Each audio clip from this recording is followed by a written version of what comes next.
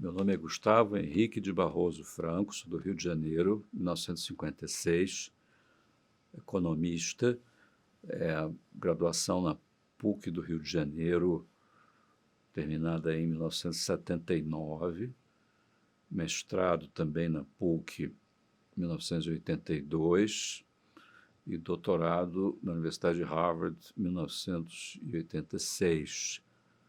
Me fez chegar ao Brasil de volta do doutorado em meados do ano, quando o congelamento do plano cruzado já estava fazendo água,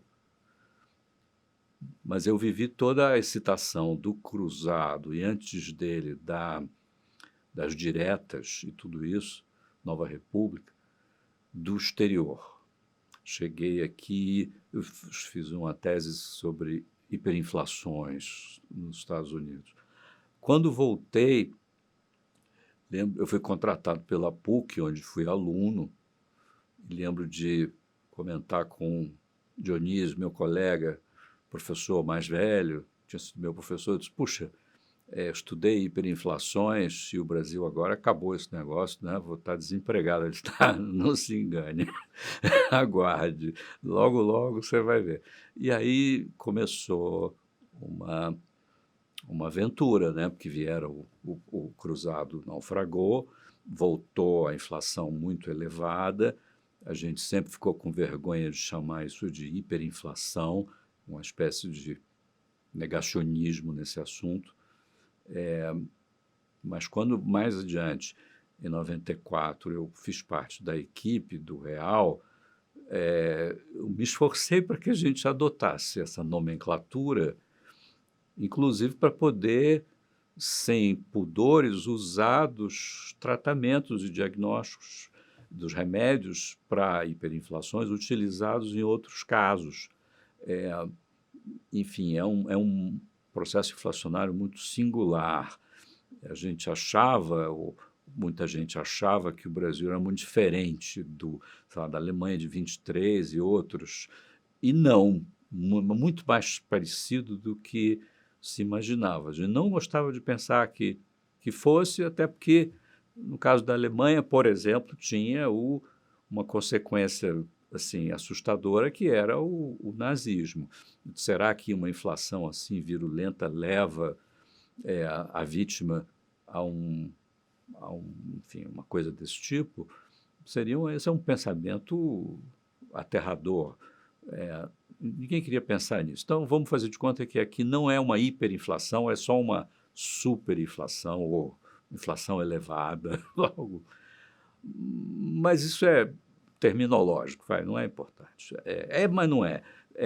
Ao fim das contas, o grupo dos técnicos, especialistas, enfim, designados para tratar do assunto, tinha um acervo muito grande de medidas, possibilidades, e aí, enfim, começou a aventura.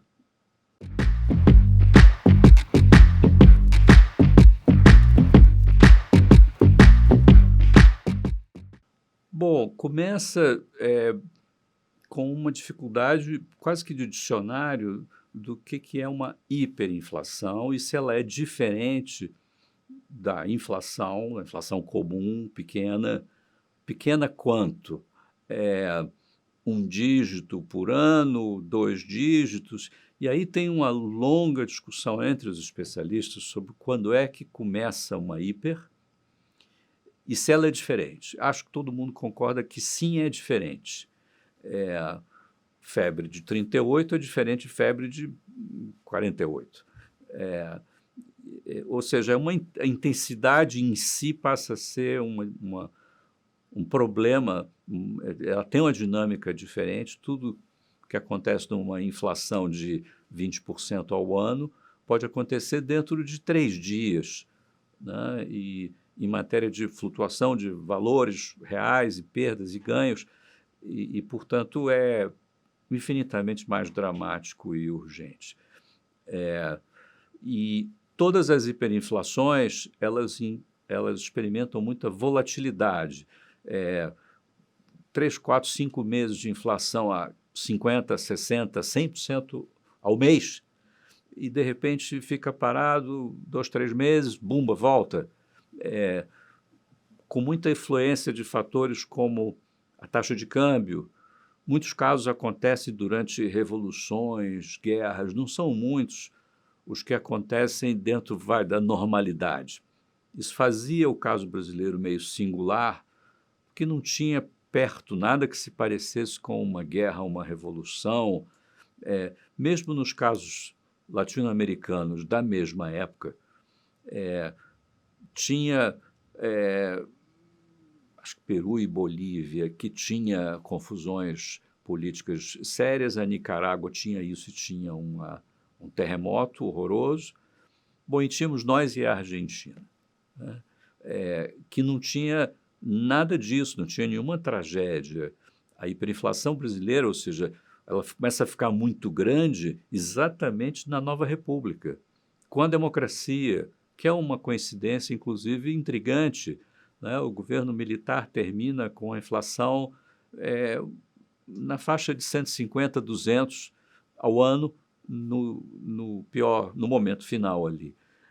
Então a gente vai de 150 ao ano para 82 ao mês, que é o último mês da Nova República, da presidência José Sarney. E no caminho tem 3 congelamentos de preço. Tem o Cruzado, o Bresser e o Verão. 2 deles com reforma monetária. Ou seja, subiu congelamento, subiu. Aí, quando subiu pela última vez, teve esse recorde, 82 ao mês. Eu não sei quanto dá ao ano, eu sei que 50 dá 12 mil, 82 é capaz de dar 20 mil, né, por cento ao ano. Aliás, acho até que uma das definições operacionais mais interessantes de hiperinflação é o seguinte: é o momento que você passa a fazer conta da inflação ao mês e não mais ao ano. A gente sentiu isso no Brasil logo antes da Nova República, quando estava em 100, 200. É mais ilustrativo e útil olhar para a inflação do mês do que do ano, até porque tudo está muito rápido, vai encurtando a sua janela de observação. Então você começa a fazer conta da inflação por mês. Esse é o momento que começa a hiper. Então tivemos uma hiper. Quanto durou, aí vamos discutir quando começou e acabou. O debate tem antecedentes, inclusive porque alguns dos membros do grupo participaram de outros planos, e nós, doutores dessa especialidade, a gente acompanhou e viveu todos eles, as inovações, as coisas que deram errado, o que fazer, o que não fazer. E logo antes de Fernando Henrique montar a sua equipe, tinha havido umas reuniões. Teve um momento onde José Serra quase se torna ministro da Fazenda de Fernando Collor, numa aliança que acabou não acontecendo, e no preparativo dessa possível aliança, vários do grupo, depois do Real, chegaram a se reunir, conversar. Não chegou a haver redação de um plano, mas, enfim, conversas. E, claro, todo mundo conversa entre si. A PUC do Rio de Janeiro, que era a alma mater de vários do grupo, enfim, tinha uma atividade regular de seminário, de escrever, enfim, orientar a tese e tudo. Então, você vive isso, discute isso o tempo inteiro. E ao longo dos anos, o telefone toca de Brasília para gente que faz perguntas, gente que quer sugestão. E então, troca de governo sempre tem essa especulação. Ele ligou para fulano, para Beltrano, vai fazer uma equipe, vai juntar. Então, quando esse grupo se junta, todos trazem bagagem, muita bagagem. Todo mundo estudou o assunto, cada um de um jeito, e a junção desses saberes e dessa experiência fez esse grupo particularmente criativo e ágil para proporcionar a solução para aquela janela que se apresentou ali, que não era muito fácil, não. O diagnóstico era muito consensual, e que, para não entrar numa tecnicalidade maior, ele tinha que ver com, primeiro, reconhecer que uma febre desse tamanho, uma inflação desse tamanho, ela indica uma infecção muito grande. Não é uma chave que você vai virar que vai consertar tudo, não é um erro de conta, não é uma coisa pequena. Inclusive, já tínhamos tido 5 congelamentos fracassados e mais o congelamento de ativos. Portanto, estamos doentes do ângulo econômico, nós, país, e precisamos pensar num tratamento que será amplo, vai demorar vários anos, doenças assim tão sérias não são curadas com uma pílula também, não tem bala de prata, fórmula mágica. Então, esse diagnóstico, ele inclusive é uma espécie de pequeno banho de água fria nas ansiedades políticas à volta do grupo, já que a demanda política em Brasília e às vezes nas ruas dá um jeito aí, faz alguma coisa, depois de tantos choques e coisas, será que não tem um jeito aí que vocês vão, explode uma coisa aí, bomba, dá certo? Aí, só de alterar essa dinâmica expectacional para, olha aqui, vamos concentrar na doença, sem o quê? Tomar um banho frio, ou fazer um congelamento, ou tomar uma anestesia, não vai resolver. Vamos aqui falar de antibióticos e remédios assim, e tratamentos prolongados. Esse era o... E aí, repara que isso se desdobra numa miríade de tarefas, grupos temáticos, tem um assunto imediato da estabilização, dos contratos, da transição para uma moeda nova, mas tem a privatização, o problema fiscal, o orçamento, o investimento, a desigualdade. Aí tem montanhas de outros assuntos que, às vezes, é preciso penetrar profundamente, às vezes é preciso só estar atento, mas tem que olhar tudo isso.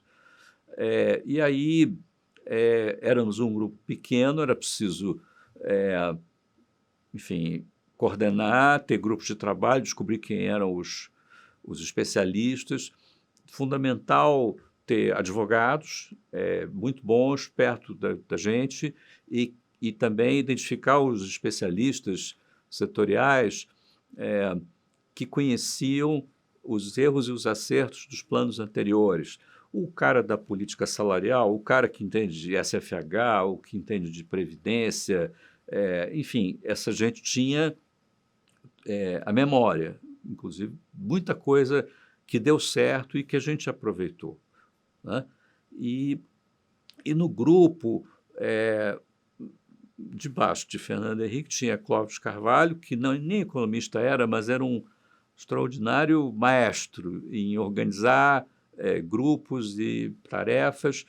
Eu fiquei encarregado muito de fazer a interface entre os grupos, os advogados e a reunião de terça-feira, acho que era terça-feira, no gabinete do Clóvis, onde sentava aí o grupo principal, éramos, sei lá, 6, 7, 8, 10 talvez, conforme a reunião vinha mais gente, não era hierárquico, era o grupo que tinha o que dizer sobre o assunto.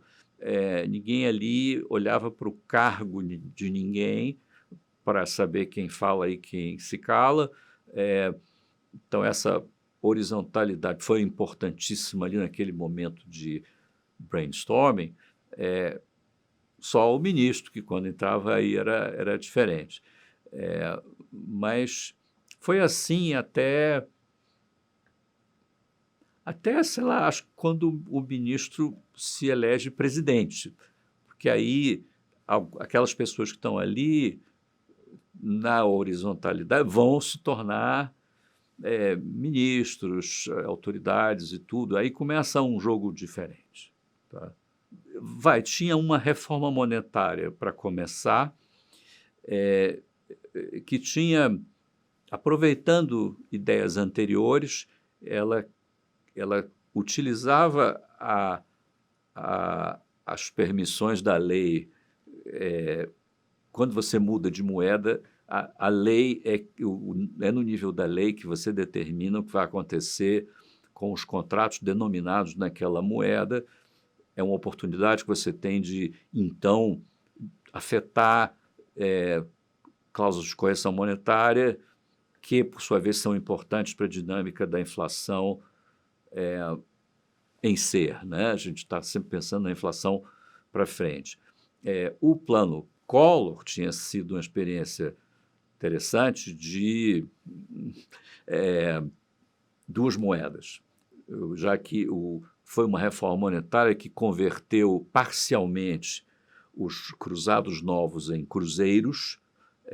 O que não foi convertido meio que permaneceu num porão, que foram os cruzados bloqueados, e foi através desse mecanismo que se fez o confisco. Esses cruzados bloqueados acabaram devolvidos, mas com uma remuneração, foi da poupança.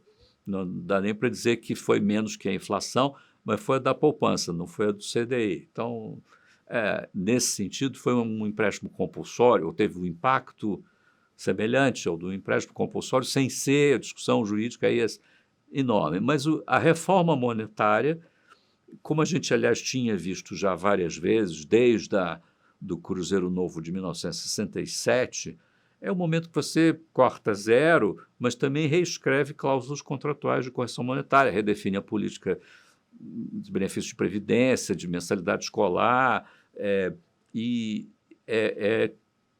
talvez a medida central de um plano de estabilização, é aquela que ocupa o maior espaço, sei lá, dos cadernos. Sempre tem o caderno. Como ficou a sua vida depois do pacote? Né? Todos os planos tiveram esse caderno especial nos jornais, e ali tem como é que fica o aluguel, como é que fica isso e aquilo.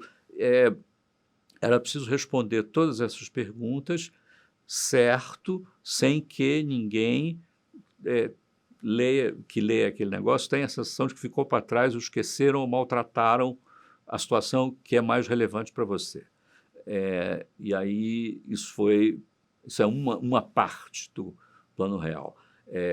A outra parte é o seguinte: reconstrução institucional da moeda, até porque a hiperinflação é uma doença da moeda, com grandes e outras implicações, mas a moeda que é onde é o órgão, enfim, do corpo que está doente.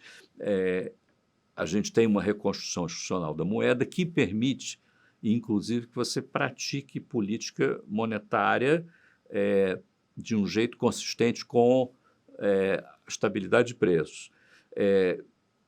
Às vezes é impossível fazer se o resto do organismo, o fiscal, enfim, a economia real, está doente. Então, vamos também endereçar os assuntos da economia real. Aí é o fiscal, principalmente. Mas o fiscal é um guarda-chuva de uma porção de temas que tem ali os bancos, os federais, os estaduais, os estados, os municípios, todo mundo quebrado, tudo desarrumado, o orçamento estourado, enfim, os impostos desarrumados, os gastos completamente fora de qualquer controle.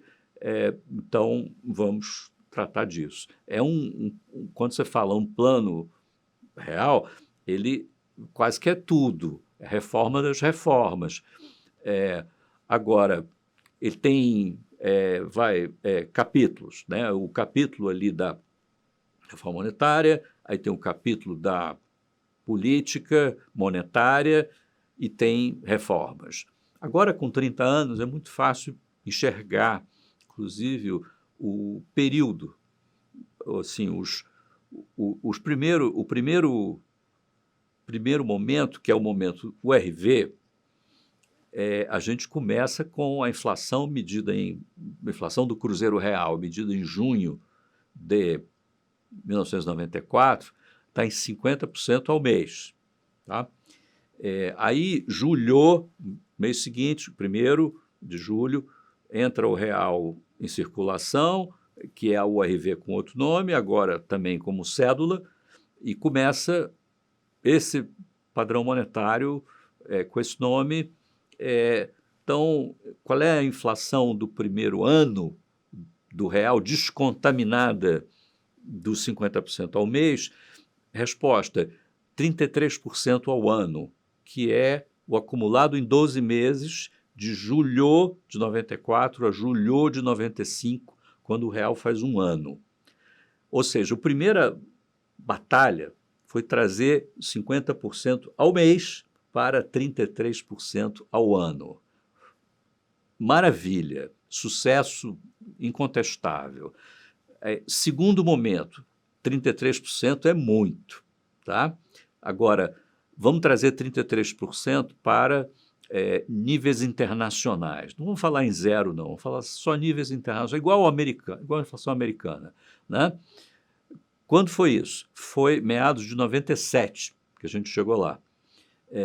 O 33% ao ano de acumulado de 12 meses pelo IPCA foi caindo a partir de julho de 95. Eu acho que julho de 97 já estava abaixo de 10% ao ano e terminou 97 abaixo de 5% ao ano. Em 1998 foi 1,6% ao ano, tá? 1,6% ao ano. Era a menor taxa de inflação da história do Banco Central. Para encontrar uma taxa de inflação menor, a gente tem que recuar para trás de 64, que foi quando o Banco Central foi criado, 1964, e chegar talvez da República Velha, que é antes da Revolução de 30, para achar uma inflação tão pequena, igual à americana. Então, isso a gente conseguiu em 98, final de 97, o capítulo 2. Esse foi guerra convencional, foi infantaria, foi política monetária, política cambial na veia, com todos os problemas que existiam em implementar os tratamentos fundamentais, o fiscal, a privatização, tudo isso demora. É sempre uma batalha. Cada uma empresa para privatizar gás lacrimogênio, polícia na rua, reclamação, e o orçamento, e emenda, e partido, essa confusão, demora para fazer. Imagina, bancos estaduais, fechar os bancos estaduais, arrumar o Banco do Brasil, só encrenca, né? Põe ano aí para fazer, mas enquanto isso a política monetária está ali, tá? As tropas vão avançando, tá? Então chegamos, fase 2, lá final de 98, a inflação 1,6 ao ano, exatamente o final do primeiro mandato do presidente Fernando Henrique, as duas primeiras batalhas vencidas espetacularmente, tá? Aí, bom, a terceira fase vem com a flutuação e o sistema de metas. Tem uma redefinição macro no começo de 99 e um novo, um novo trem, né? uma nova batalha. Quem sabe essa mudança em si não gera, não é desestabilizadora, ela pode gerar inflação e voltar tudo. Muita gente era pessimista sobre se desvalorizar o câmbio, não vai voltar tudo. Mas não. Nesse ano de 99, que foi o primeiro das metas de inflação, salvo engano, foi para 20% ao ano, desse 1,6, depois voltou. Então, batalha número 3, transição para o chamado tripé, né? Foi bem sucedida, no final de 99, tudo bem, já tinha passado a tempestade. Já no final da segundo mandato Fernando Henrique, tem outro desafio gigantesco para o plano, o quarto, né? Para não perder a conta, que é o seguinte, tem uma eleição e a oposição pode ganhar. Um dia ela vai ganhar. E a oposição foi contra o Plano Real em cada um dos seus aspectos, em todos os momentos, não apoiou nada. A oposição chama-se PT, Luiz Inácio Lula da Silva, zero apoio, zero, zero, zero, zero. Ao contrário, oposição, enfim, a tudo. Aí esses caras agora vão ser governo, o que vai acontecer? Claro que estava todo mundo nervoso com isso, e esse seria um enorme desafio, não é nosso do plano, é o desafio para o país. Isso aí é alternância no poder. Como é que nós vamos viver uma democracia sem alternância? Claro que tem que ter alternância, mas na hora de alternar, tem que alternar direito. Quem chega tem que saber receber um acervo valioso e cuidar dele. Quem sai tem a consciência de que tem que sair também direito pela porta da frente. Não é simples para nenhum dos dois. A transição de 2002 ela foi um exemplo muito interessante. Primeiro, o câmbio dispara pelo nervosismo das pessoas, a inflação dispara, mas a transição é feita direito. E o governo que entra respeita toda a herança. Fala herança maldita, mas é mentira, tem nada disso. Manteve tudo certo, manteve, inclusive o acordo com o FMI, manteve todas as coisas do plano fiscal, monetário, não mexeu em nada. Tá? Então, grande lição de maturidade da democracia brasileira e das lideranças que ali assumiram, a despeito de falar tudo ao contrário. A falação, às vezes, não tem a menor importância. Né? Então, foi um grande momento da democracia brasileira e que vamos olhar para isso sempre quando a gente tiver outras mudanças. Esta foi crítica e foi ultrapassada muito bem. Isso aí já estamos no quarto desafio do Plano Real, veja bem, e já assim, um ano de governo Lula, desse novo governo, 2 anos, perdão, final, ano e meio desse Lula 1, é quando o Real faz 10 anos. Tá? Já estamos a 10 anos de distância do começo, né, da URV. O Real festeja 10 anos com uma sensação assim de alívio de termos ganho todas essas 4 batalhas, nós da equipe original e mais esta, que foi a da transição, que é também uma vitória nossa, mas é também uma vitória de quem herdou a coisa e cuidou. Com 10 anos e depois do instalado o governo petista eleito em 2002, passado, enfim, primeiro ano e festejando 10 anos do Real, alguém poderia dizer, bom, acabou o Plano Real. O que a gente tem aqui é a rotina que se segue à estabilização, que foi feita com sucesso e já sobreviveu diversos desafios, até mesmo a alternância de poder e trazer para tomar conta do Real aquele que foi o seu maior opositor. É assim, assim que a nação se engrandece. Agora, é claro que aos 10 anos do Real você pode olhar em volta e dizer, puxa, mas ainda tem pobreza, ainda tem opção de problemas. Não dá para colocar essas deficiências na conta do Real. Não foi o Real que criou esses problemas, tampouco os agravou, e não era para o Real também resolver todos os problemas, seria aí, calma, não é assim. No entanto, claro que terminar a hiperinflação e organizar o sistema monetário e bancário e fiscal, pelo menos na parte que conseguimos, é meio que uma pré-condição para ter uma política econômica minimamente inteligente. Ou seja, saímos da Cracolândia em matéria de saúde para a normalidade. Agora vamos trabalhar para ganhar uma medalha olímpica, tá? Mas isso toma tempo. Vamos então começar a pensar em alimentação correta, em medicação e tudo isso que as pessoas sabem que leva tempo para organizar.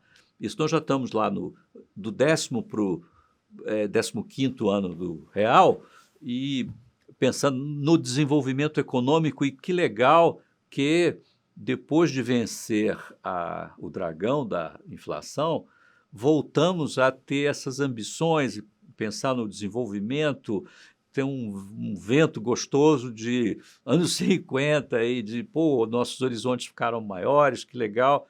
E isso nós estamos entrando no 15º ano, estou falando conta aqui de aniversário. Agora, aí o problema mais complexo vem de fora, que é 2008. 2004 fizemos 10 anos, né? 4 anos depois, o Lula reeleito, vem a crise de 2008, que é um super desafio, uma crise mundial sem precedente, com repercussões no mundo inteiro. Para nós, o presidente ficou famoso ao falar de marolinha, mas talvez, não foi marolinha, claro que não, mas o Brasil transitou bem, ou relativamente bem, por essa crise, e talvez tivesse sido isso a última coisa que faltava para a gente ganhar o grau de investimento, que vem justamente logo a seguir, pelas 3 agências assim em seguida, 2008, 2009, acho que em meados de 2009 a gente já tinha o grau de investimento nas 3, e foi a ocasião em que saiu aquela capa do Economist, Brasil decola, e que coisa extraordinária, o The Economist, que é sempre tão, não é pessimista, mas cri-cri, vai, com relação aos países emergentes, fazer uma capa como essa. Agora, isso teve seu lado ruim, que foi uma certa complacência e aí uma sensação de, talvez do lado petista, de, bom, agora vamos fazer o nosso programa, porque até aquele momento eles fizeram o programa nosso, do real, né? Aí, como ganharam essa estrelinha importante, aí veio a nova matriz. Aí, tudo errado, né? A nova matriz é o grande assunto quando a gente vai fazer o 20º aniversário do real,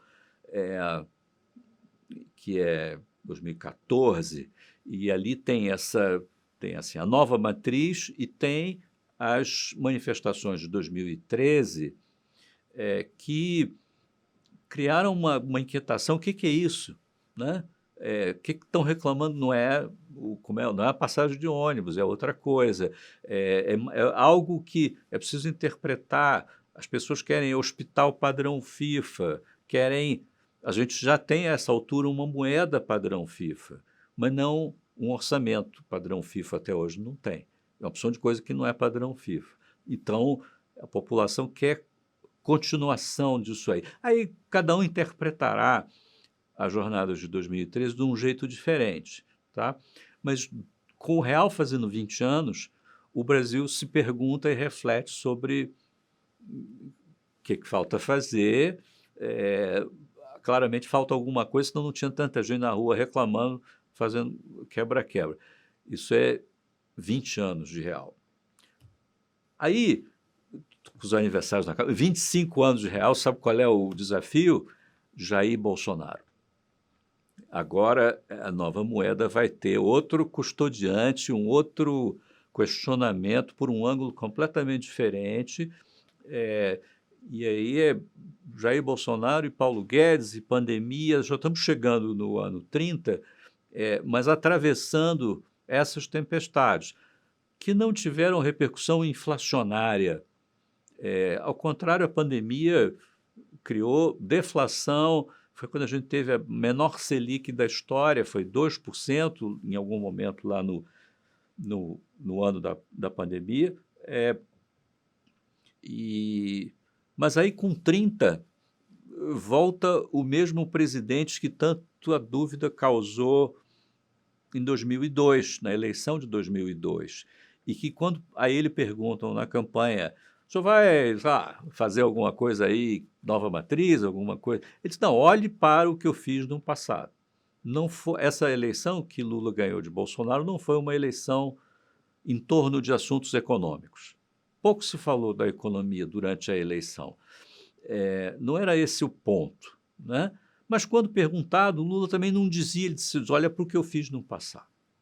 Era uma outra maneira de dizer também, não sei, não estava pensando nisso nesses últimos anos e aí é o que estamos vivendo hoje no 30º ano, aonde, como ninguém estava pensando na inflação, nem na economia, as instituições funcionam e as burocracias e as pessoas que estão ali no dia a dia tocam a vida, tá? O Banco Central prossegue trabalhando, as agências reguladoras prosseguem funcionando, cada qual ordenando a sua área de atividade econômica, e a vida segue mesmo quando o presidente está distraído, ok? O presidente está pensando no Oriente Médio, sei lá o quê, mas o Banco Central está ali fazendo o seu trabalho. Que ótimo que construímos instituições que resistem às hesitações, ambiguidades e dúvidas dos governos. É para isso que as instituições, as agências reguladoras, sobretudo, existem. Esta, a da moeda, o Banco Central,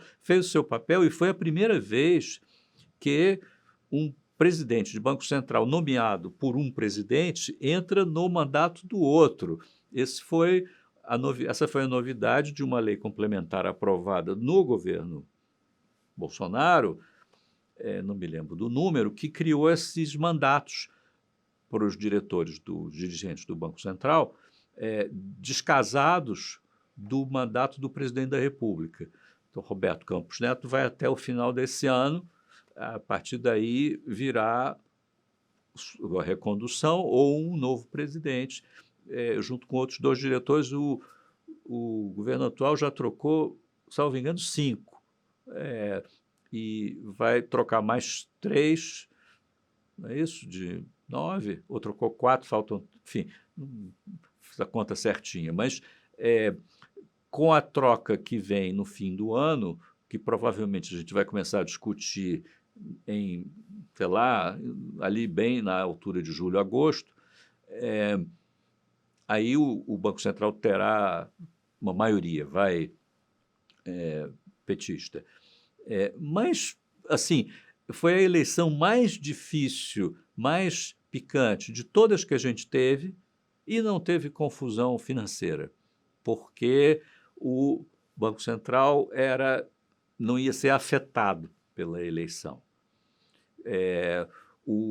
Alguém pode sempre dizer, não, o juro caiu demais logo antes, subiu demais durante, e o presidente que perdeu a eleição pode sempre dizer, pô, esse cara do Banco Central que eu pus aumentou o juro e eu perdi a eleição. E aí o presidente que chega ainda reclama da taxa de juros, ainda mais isso, o fato de ser independente dá aos presidentes a capacidade de se queixar do Banco Central num tom que não podia, quando podiam demitir o presidente do Banco Central, aí era a moleza, quando não podia, quando o sujeito tinha caneta para demitir, se o presidente reclamasse, a pergunta era, então por que o senhor não demite? Né? Agora não pode, então agora pode falar à vontade. Antigamente eram sempre reclamações em off do Palácio, agora não, agora é na coletiva mesmo que o presidente descasca o Banco Central. Ok, tá, é da democracia, sem problema, né? Então, passamos mais batalhas. Repara como a inflação, a hiperinflação já ficou para trás. Tem muitos anos que ninguém me pergunta mais de âncora cambial, nem dessas coisas. Isso ficou para trás. Foram batalhas vencidas, acho que muito bem vencidas, eu não consigo imaginar como pudesse ter sido melhor. É como você provar um teorema que alguém talvez consiga provar o teorema não em 4 passagens, mas em 3. Tá bom, duvido. Bom, nós somos parte de... Todo mundo está experimentando o impacto das inovações trazidas, sei lá, pela internet e por tudo que veio. Agora, é verdade que a gente experimentou tudo isso um pouco antes, porque no Brasil há uma razão muito singular. A inflação, a experiência inflacionária brasileira, tão duradoura e tão traumática, ela treinou as pessoas para fazer coisas do arco da velha quando se trata de pagamentos e quando se trata de orçamentos domésticos. as nossas donas de casa são as melhores do mundo em fazer conta, assim como os nossos CFOs, que andam pelo mundo e estão aí nas multinacionais, porque o cara que formado nessa coisa que foi a nossa vida com 50 anos de correção monetária e as confusões de planos econômicos e inflação, não tem treinamento mais extraordinário do que esse. Bom, aí esse acervo de experiências, em seguida, quando então já passou a tempestade, mas vem a, a tecnologia, faz o Brasil ir logo no começo da fronteira no assunto de pagamentos. Já estávamos bem à frente, por exemplo, dos Estados Unidos em pagamentos, porque no Brasil pagamentos, por causa da inflação, era uma coisa que tinha que ser ágil. É, e tinha a briga do float, todo mundo entendia muito bem por que o float é uma coisa importante. Então, toda a história é economizar no trânsito, fazer rápido. A gente teve ATMs muito antes dos Estados Unidos e muitos dos lugares do mundo. E aí, para não falar da infraestrutura mesmo, de liquidação e custódia de valores imobiliários, tudo bem que já virtual, era um país que todos os dias toda a dívida pública era comprada e vendida para as pessoas passarem a noite, o overnight. Em qualquer país normal, esse é um processo que dura o ano inteiro para você renovar os títulos da dívida pública, que então são títulos de 20 anos, que ninguém vai ficar ali 20 anos olhando sem mexer. Para a gente, na hiperinflação, todo dia. Você ia de manhã, tinha que ir na agência bancária para resgatar a sua aplicação do dia anterior, que passou a noite com o banco e veio maior, aí você faz seus pagamentos, devolve para o banco, né?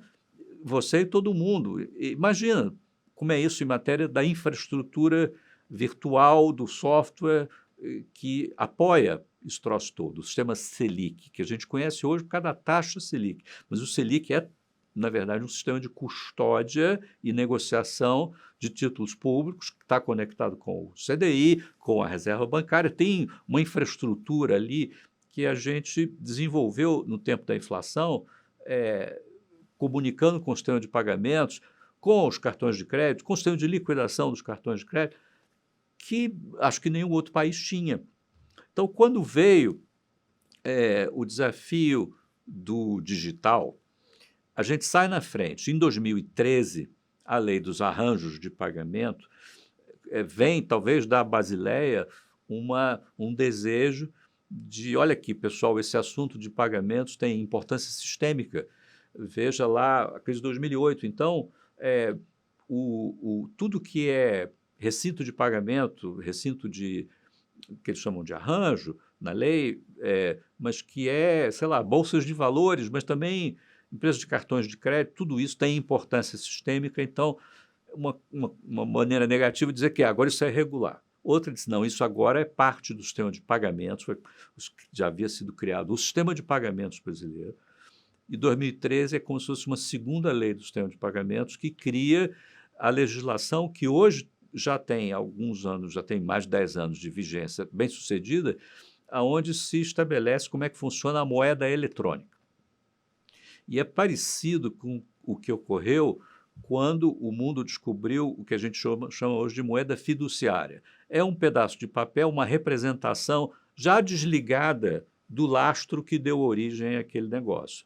E se você pode emitir papel totalmente desconectado do depósito original, ele não é mais um certificado de custódia de coisa nenhuma, é só um instrumento de dívida daquele que emite.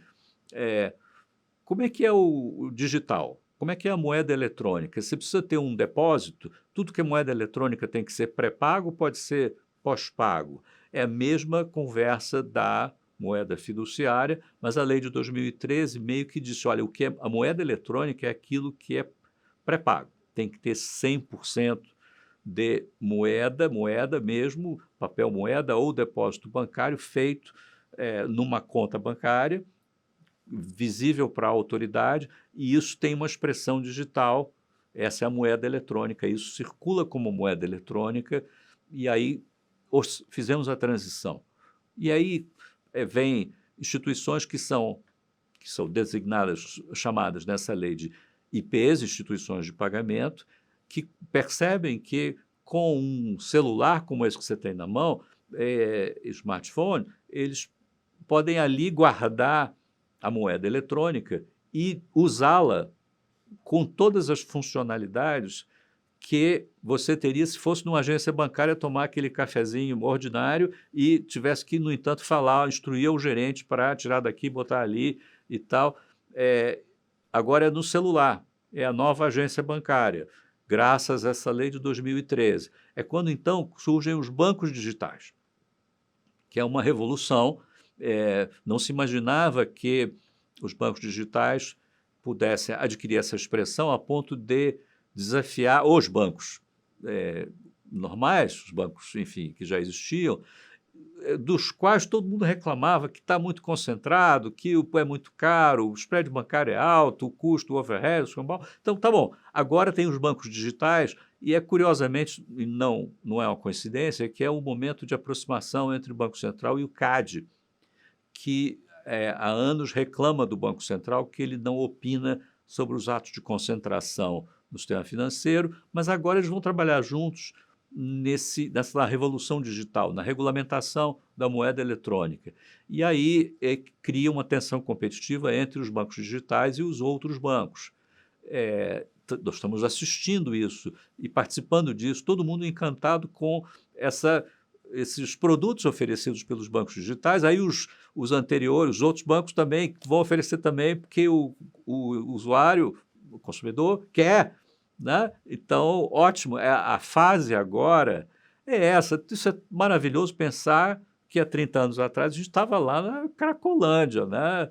Agora estamos aqui pensando no digital, com o smartphone para lá e para cá, alternando mandar dinheiro com brincar de joguinho. Que delícia. Não, é impossível pensar, antecipar assim, tirar, quer dizer, curar a doença na medida do que foi possível, já foi uma tarefa extraordinária, da qual a gente se orgulha muito, todos nós do grupo, e, enfim, o futuro a gente vai construir agora, é outra aventura que começa.